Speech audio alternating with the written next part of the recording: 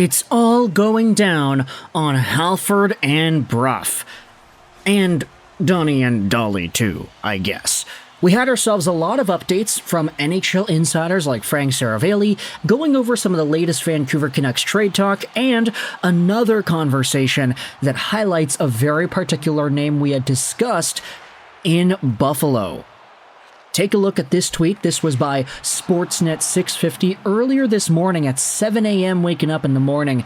Of course, it's Halford and Bruff. They've got Seravalli on the Daily Faceoff programming on their show. And he goes out there and says this: the Vancouver Canucks are one team I have my eye on between now and Thursday night's trade freeze. I do feel they've been pretty active in the last few days, trying to go after a defenseman. Now, the trade freeze, Thursday night as they say, will occur for the holidays. You can't get traded while you're on Christmas break. That's kind of the rule here, and it's very appropriate, I would say.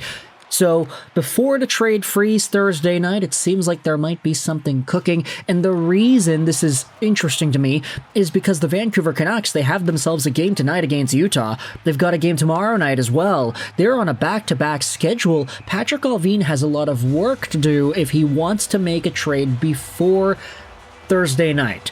He's got to monitor his own team, he's got to pay attention to the salary cap, he's got to do all this and that and more, and the team itself is traveling and they're doing stuff, and then on top of that, Patrik Allvin is making trades? Who knows if there's actually a trade done within the next, let's say, 24 to 36 hours or so before the trade freeze tomorrow night. But this is the scoop here. Frank Seravalli giving an update for Vancouver trade talk. It's a pretty big one. Seems like the Canucks are trying to get involved here. Another reply from Austin and Langley goes out there and talks about another quote here. Frank Seravalli and Halford and Bruff said the Canucks have been active on the trade market the last few days, looking for a puck mover. Wouldn't be surprised if they made a move before the roster freeze. Seravalli, man. First it was Elliotte Friedman, now it's Seravalli kind of stirring the pot here in Vancouver. Another tweet by Taj. Seravalli said, I heard some increased chatter yesterday and Monday about the Canucks being involved in conversations. He also mentions that the trade that the Canucks are working on is more substantial than a Vinny Desharnais trade. This is about getting a top 4 D-man. Talks have picked up on that front. There's some sense that they have gotten closer to a trade, but there is no guarantee that it will be done by that trade freeze. So, not even just Vinny Desharnais, but they're looking to upgrade a top 4 D-man. Honestly, when I think about that, we think about some of the names that get tossed out there. Top 4 defenseman, I don't know, a Matheson, a Provorov, or whomever, Bowen Byram. If at some point the Canucks make a trade for some of these guys, you bet your behind that first-round pick, probably gone. Tom Willander, probably gone. Maybe Iginla Karamaki, maybe he's gone. Who really knows? But honestly, if the Canucks are getting somebody like a Bowen Byram, I would be okay departing with a player like Tom Willander. I get that there are concussion issues. I get that there are health issues. But if Tom Willander becomes the defenseman that Bowen Byram is today at some point, you're probably really, really happy about that. So why not speed up the process? Get the Bowen Byram right now. Sure, you're sacrificing Tom Willander's right-handed depth, but Bowen Byram can play the right side too. So maybe it's not entirely all too wrong here. Vinny Desharnais plus Tom Willander plus another draft pick or something in exchange for Bowen Byram. I don't know, I'm just spitballing here. Spitballing just like Elliotte Friedman is capable of doing.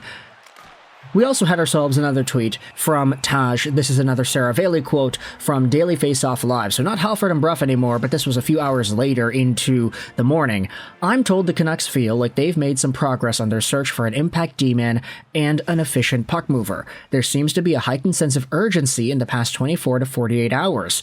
I'm certainly on alert with the Vancouver Canucks. So, Seravalli is really going out there, stirring the pot here. Lots to like about what he's saying if you're on the fence about whether or not the Canucks should make a move or not. We also had ourselves some more trade conversation courtesy of Rick Dhaliwal. Buck Foston tweeted this out an hour ago. Dhaliwal says the Canucks are looking for a top 4 defenseman and a winger. Are they looking for a winger to replace Besser? And then Dhaliwal himself replies, here's the full quote, are they looking for a winger in case things don't work out with Brock Besser? You also have to protect yourselves here in case you have to move Besser if you cannot extend him. And that, I think, is some damage protocol that we haven't really been discussing much. What if the Canucks are not able to find some sort of an outcome with Brock Boeser? What if they lose him out in free agency, etc., etc.? If that happens, you cannot go into the season without a suitable replacement. Brock Boeser is a very valuable name. It'll be tough to go out there and just try to get somebody on the free agent market to replace the guy. You can't just go Lindholm for DeBrusk after all.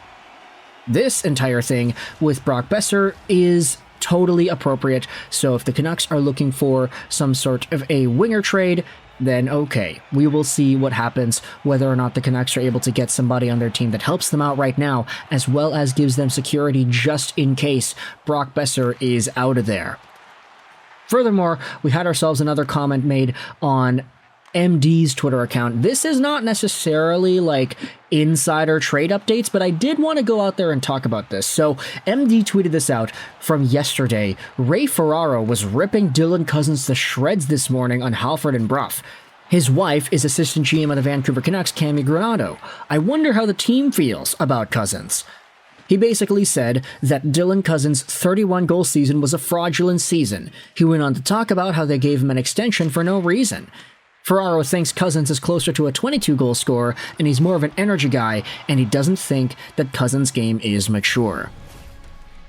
And I'ma be real, I actually don't disagree entirely. Like, I like to be more optimistic about players, especially guys who have super high ceilings like what we had seen at the 2019 NHL Entry Draft. Dylan Cozens was drafted 7th overall for a reason. The workhorse from Whitehorse, he was seen as a guy who could potentially be an 85 to 90 point guy.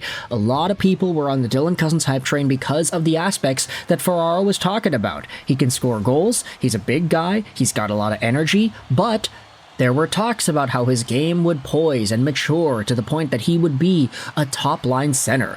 It's very interesting how Ray Ferraro, of all people, who is related to somebody in the Canucks organization, went out there and talked all this smack about Dylan Cozens on the media.